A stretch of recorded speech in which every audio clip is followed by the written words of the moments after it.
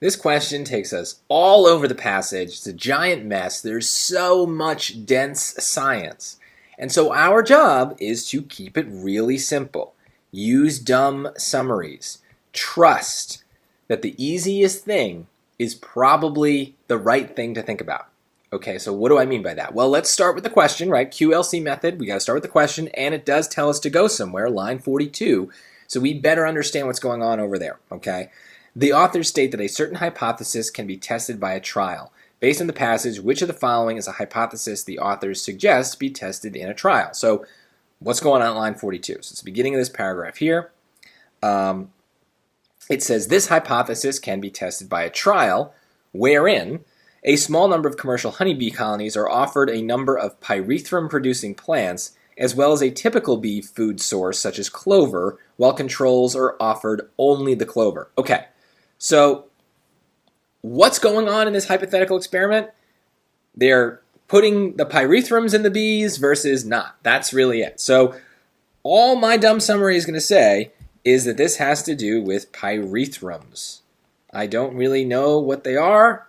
I don't care. Doesn't matter. So let's see. Now we should go to these lines and start to sort through them. Okay, so lines 3 through 5. Let's take a look. What do they say? That's here. These mites feed on bee hemolymph blood and can kill bees directly or by increasing their susceptibility to secondary infection with fungi, bacteria, or viruses. Well, that says nothing about pyrethrums, so trusting my dumb summary, nothing to do with my question. Let's keep going, 16 to 18. Down here, 16 to 18, B. In fact, the human mite infestation known as scabies is treated with a topical pyrethrum cream. Okay, so that's to do with pyrethrums, but the weird thing about that I noticed, it's about humans, and this experiment before was of bees. So I might keep that in. I don't know why that would work, but I'll keep it in because it's about humans. Or it's about pyrethrums, and we'll just make a note that it's about humans so that we know for later. Okay, 19 to 21, lines C here. Okay, that is here. We suspect that the bees of commercial bee colonies which are fed monocrops are nutritionally deficient. Again, nothing about pyrethrums, doesn't interest me. Okay, done. 24 to 28. Okay, that is here to here. Without at least intermittent feeding on the pyrethrum-producing plants, bee colonies are susceptible to mite infestations which can become fatal either directly or due to a secondary infection of immunocompromised or nutritionally deficient bees. Well, there's a lot of words in there. It sounds pretty intense, but the only word I care about is pyrethrums. So this choice gets kept as well because it seems to relate to my dumb summary. Now, I'm not going to bother to try to understand this science any more deeply than I already do. I'm going to now just go to the choices in number 43 and let those choices kind of guide me towards the right stuff, okay? Let the choices be smart. You can stay dumb, okay? The choices are going to tell you what to care about. You don't need to try to figure that out in a vacuum. So let's look at A. Honeybees that are exposed to both pyrethrums and mites are likely to develop a secondary infection by a virus, a bacterium, or a fungus. Well, I remember this phrase from line reference A, I believe, and it doesn't matter. I mean, that's not what we're talking about. We are indeed talking about mite infestations, which can become fatal either directly or due to a secondary infection. Okay, so secondary infection maybe is talked about there as well. It's not as specific as virus, bacterium, or fungus. I'll keep it. To be honest, I would keep it here. I'm not going to try to analyze the science any more deeply. It's about bees, mites, pyrethrums. It's got a lot of our buzzwords here, so there you go. Let's look at B. Beekeepers who feed their honeybee colonies a diet of a single crop need to increase the use of insecticides to prevent mite infestation. So nothing about pyrethrums. Not good. That's what it's supposed to be about. So there's a lot of words in there that I've seen in other choices, other parts of the passage, but doesn't seem related to what my dumb instinct told me to care about. C. A honeybee diet that includes pyrethrums results in honeybee colonies that are more resistant to mite infestation. So again, a lot of our key words are here. We've got pyrethrums, that seems good. We've got bees, we've got mites, lots of things that seem to match with my line references. Let's just leave it at that for now and look at choice D. Humans are more susceptible to varroa mites as a result of consuming nutritionally deficient food crops. Well, that's clearly trying to match me with B, but let's go back to that line for a second.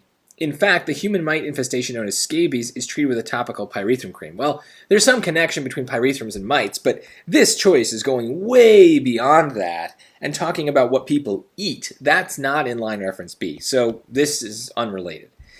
So it's really between A and C here. A seems to go further, right? It talks about pyrethrums and mites, but it's doing a couple things that are a little different than the lines are, right? So first and foremost, it's talking about honeybees being exposed to pyrethrums and mites. Whereas my original thing here is really just talking about the pyrethrums.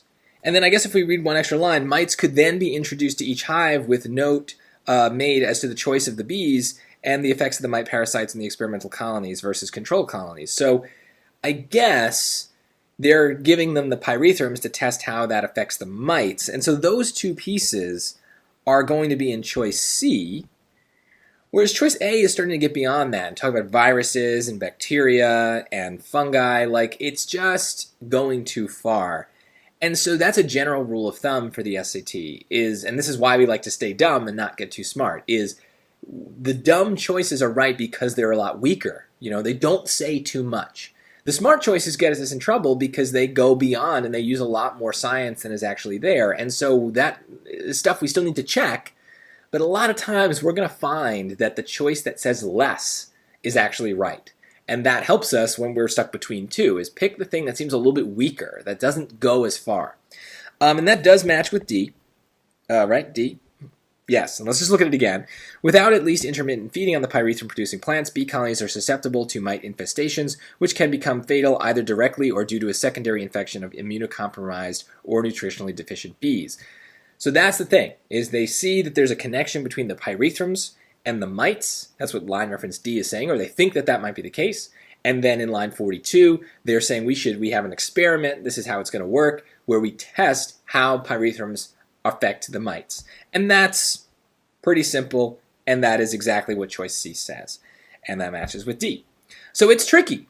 But as always with these science passages, when things get complex, remember that you're not being tested on the science, you're being tested on the reading. And so we can keep things dumb for as long as possible, so that way we can focus not so much on the science, but on just like matching ideas. And here, I don't need to know what a pyrethrum is to know how to answer this question. That's the key thing. Once you accept that fact, you'll do a lot better on the reading science passages.